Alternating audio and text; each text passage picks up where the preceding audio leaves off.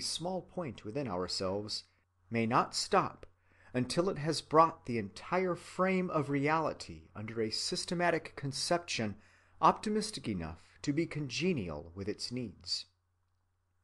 In all this, I say nothing of any mystical insight or persuasion that the total frame of things absolutely must be good. Such mystical persuasion plays an enormous part in the history of the religious consciousness, and we must look at it later with some care.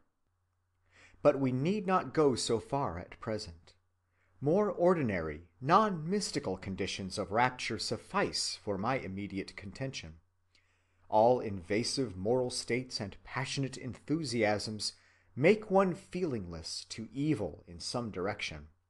The common penalties cease to deter the patriot. The usual prudences are flung by the lover to the winds. When the passion is extreme, suffering may actually be gloried in, provided it be for the ideal cause. Death may lose its sting, the grave its victory.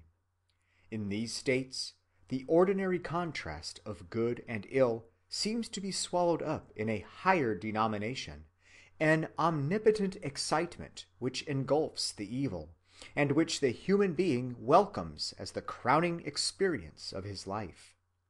This, he says, is truly to live, and I exult in the heroic opportunity and adventure.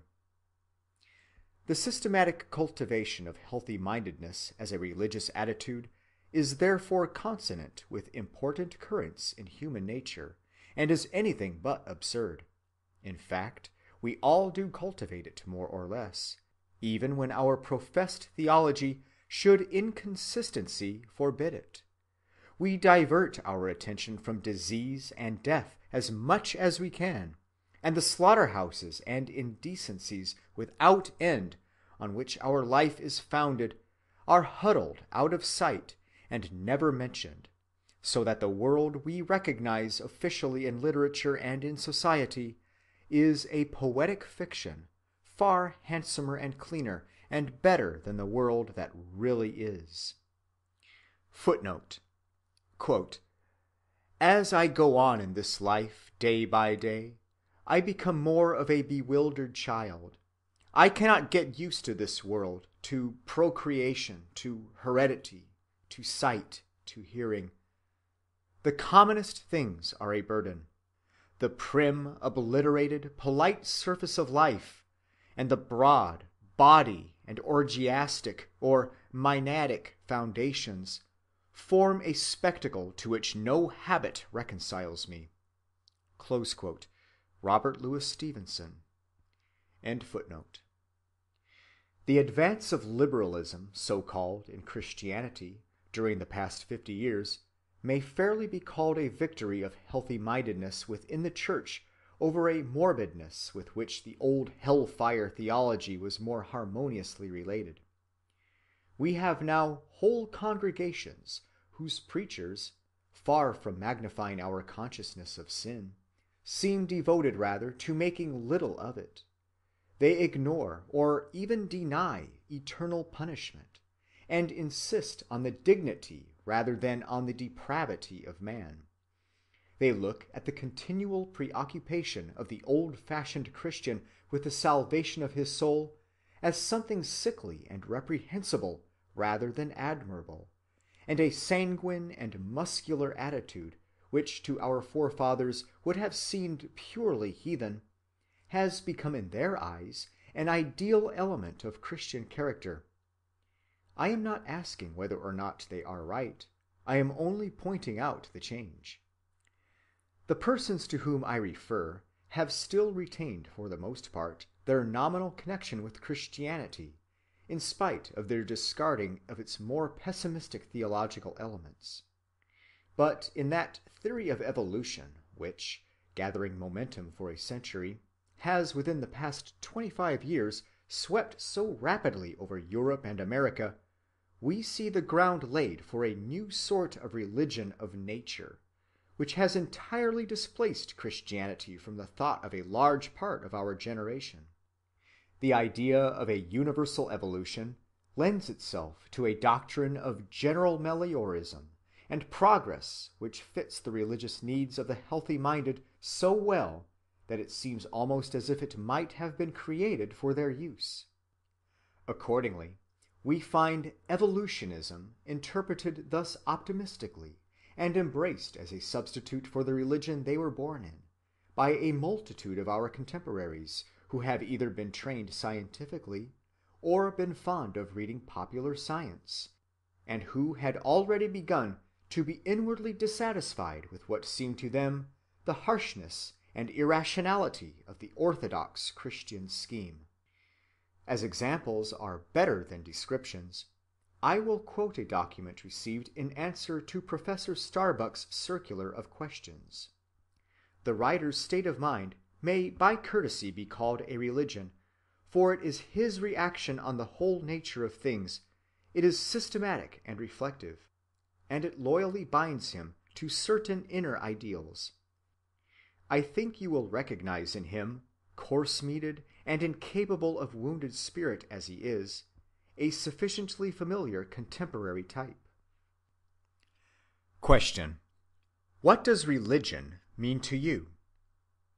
Answer: it means nothing, and it seems, so far as I can observe, useless to others.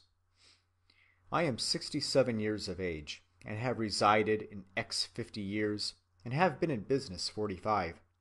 Consequently, I have some little experience of life and men, and some women too. And I find that the most religious and pious people are, as a rule, those most lacking in uprightness and morality. The men who do not go to church or have any religious convictions are the best. Praying, singing of hymns, and sermonizing are pernicious. They teach us to rely on some supernatural power when we ought to rely on ourselves. I teetotally disbelieve in a God. The God idea was begotten in ignorance, fear, and a general lack of any knowledge of nature. If I were to die now, being in a healthy condition for my age, both mentally and physically, I would just as lief, yes, rather, die with a hearty enjoyment of music, sport, or any other rational pastime. As a timepiece stops, we die, there being no immortality in either case. Question: what comes before your mind corresponding to the words of God, heaven, angels, etc.? Answer: nothing whatever. I am a man without religion. These words mean so much mythic bosh.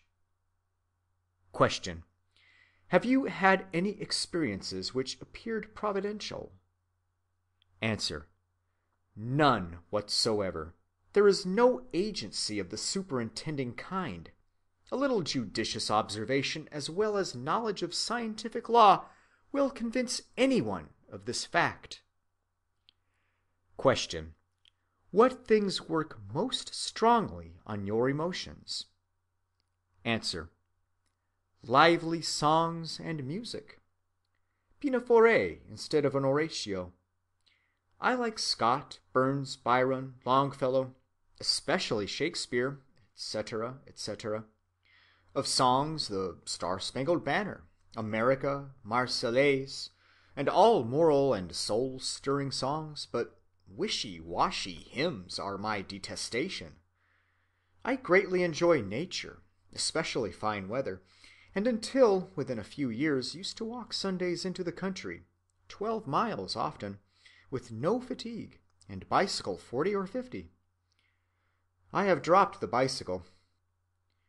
I never go to church, but attend lectures when there are any good ones.